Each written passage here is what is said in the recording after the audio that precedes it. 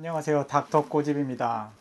요즘 들어서 그 앞니에 그 문제가 생겨서 오시는 분들이 굉장히 많이 있으신데, 앞니가 과거에 사이 충치가 있던가 깨졌거나 이런 과거의 히스토리가 있으신 분들은 뭐 레진 치료를 했거나 라미네이트를 했거나 크라운을 했거나 그런 보철 치료를 해서 어느 정도 시간이 경과가 되면 그게 티가 나고 신경이 쓰이거나, 아니면은 또 2차 충치가 생겨서 충치 때문에 그걸 교체해야 되는 상황이 발생을 하거든요. 그래서 이 환자분 같은 경우에도 과거에 치아 사이 충치 때문에 레진 치료를 하셨는데 그게 또 변색이 되고 너무 보기가 안 좋은 거죠. 그래서 이제 그걸 교체를 하는데, 이걸 과연 레진으로 하는 게 좋을지 아니면 한 단계 더 나아간 보철 치료로 하면 될지에 대해서 궁금해서 고민하시다 저희 병원에 오신 분이십니다.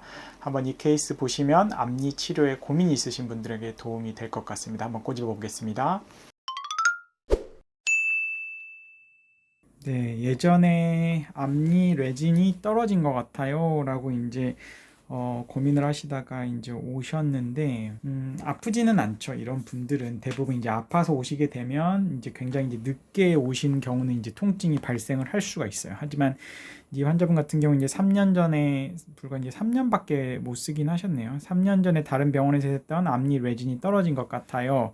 아프지는 않아요 라고 이제 오셨는데, 이 환자분이 이제 3년이 됐는데 이제 레진의 사이에 이 까맣게 된 데들이 이제 일부 레진이 탈락이 됐고, 이렇게 까맣게 보이는 데는 이제 2차 충치라 그래서 충치가 또 생긴 거를 볼 수가 있어요. 그래서 이 부분도 레진이 이제 티가 나서 환자분 좀 심미적으로 개선하기를 원하셨고, 이제 다른 사진을 봐도 충치가 있어 보이고 심미적이지 않고, 이 환자분이 이제 씹는 면에도 약간의 이제 마모가 돼 있는 양상이 관찰이 되셨어요. 그래서 이거를 어떻게 할까 하다가 일단은 환자분은 치아 삭제를 최소화하기를 원했고, 치아 삭제를 최소화하기를 원하시는 분들은 이제 레진이 장점이 있어요. 그러니까 레진은 치아 삭제를 최소화할 수 있는 굉장한 장점이 있는 반면, 단점은 테크닉 센서티브하다는 건데, 어떤 치과 의사가 치료하느냐에 따라서 굉장히 그 레진이 오래 쓸 수도 있고 오래 못 쓸 수도 있다는 거거든요. 이제 똑같은 레진이랑 똑같은 접착제 본딩 종류를 주고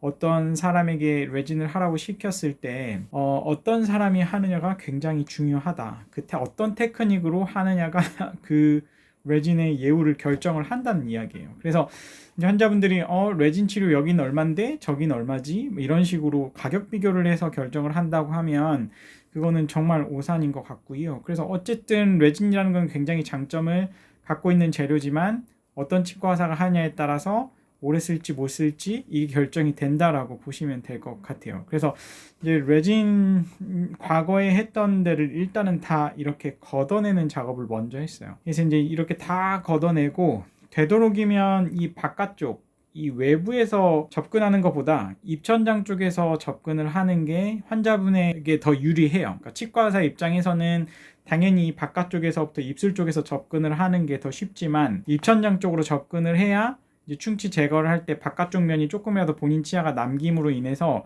훨씬 유리한 상황이 되는 거예요. 그래서 저는 이제 안쪽으로서 접근하는 걸 굉장히 좋아하고, 그리고 이제 이렇게 레진을 했던 게 이렇게 이제 만들어 드렸어요. 그래서 이 부분이 이제 티가 안 나게 이렇게 바뀐 게 보이시죠? 그리고 이제 프랩 때 있는 이런 모습이 이제 다시 레진으로 이렇게 만들어 드린 거예요. 그래서 이제 레진 같은 경우에는 굉장히 이제 장점을 가지고 있는 게, 비용도 최소화할 수 있고 이제 치아 삭제도 최소화할 수 있다. 하지만 단점은 이제 너무 범위가 큰 경우는 분리할 수밖에 없어요. 큰 경우는 한번 고민을 해봐야 돼요. 너무 광범위한 경우에는 차라리 라미네이트나 크라운을 하는 게 유리할 수 있다. 그래서 그거는 치과사랑 잘 상의를 해봐야 되고, 레진을 아무리 잘 하더라도 레진이랑 치아의 접착 경계 부위는 시간이 지나면서 이제 변색이 일어날 수 있기 때문에, 주기적으로 오셔가지고 변색되는 이 부위를 갖다가 폴리싱을 하면서 쓰시는 거예요. 폴리싱을 해주면서 써야 오래 쓸 수가 있다. 그래서 이제 문제가 생겼을 때만 오지 마시고, 그걸 지속적으로 팔로우업해서 그 부위를 다듬어주고 폴리싱 할 수 있는 치과를 선택하셔서 치료를 하는 게 유리하시고,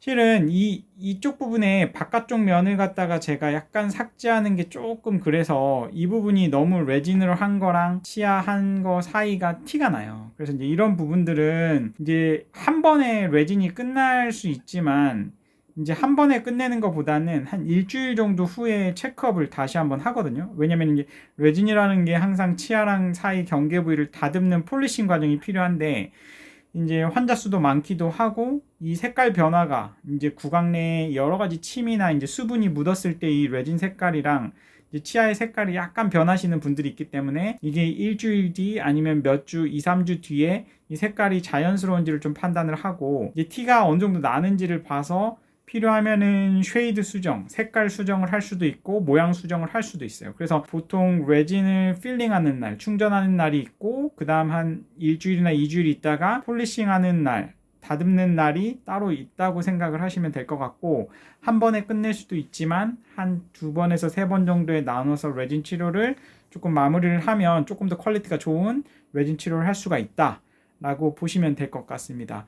그래서 이제 앞니 사이에 충치 때문에 레진 하신 분들 굉장히 많으신데 좀 티가 안 나게 할 수가 있어요. 색깔이 굉장히 자연스럽게 레진에도 굉장히 다양한 색깔이 나오거든요. 여러 가지 색상 그리고 여러 가지 채도 여러 가지 명도에 따라서 레진의 선택의 폭이 넓기 때문에 그리고 이제 앞니 치료에 유리한 레진이 있고 어금니 쪽에 유리한 레진이 있어요. 근데 이제 그런 것들을 환자분들이 어떻게 아시겠어요? 치과 의사들이 그거를 적재적소에 판단을 해서 그거를 사용을 하는 게 좋죠. 그래서 이제 레진 치료 같은 경우에는 굉장히 테크닉 센서티브 하기 때문에 어떤 치과사를 찾아서 치료를 하느냐가 굉장히 중요하다고 강조를 하고 싶고 실은 이렇게 레진 치료하는 게 시간도 오래 걸리고 상대적으로 크라운이나 라미네이트 하는 거에 비해서 비용은 저렴하기 때문에 치과사 입장에서는 굉장히 곤욕스럽긴 하지만 그래도 여러 장점을 가지고 있는 재료이기 때문에 절대 포기할 수 없는 재료예요. 그래서 이제 어떤 환자분의 성향과 환자분의 그 케이스의 양상에 따라서 이제 저도 레진 치료를 굉장히 많이 하고 있기는 합니다.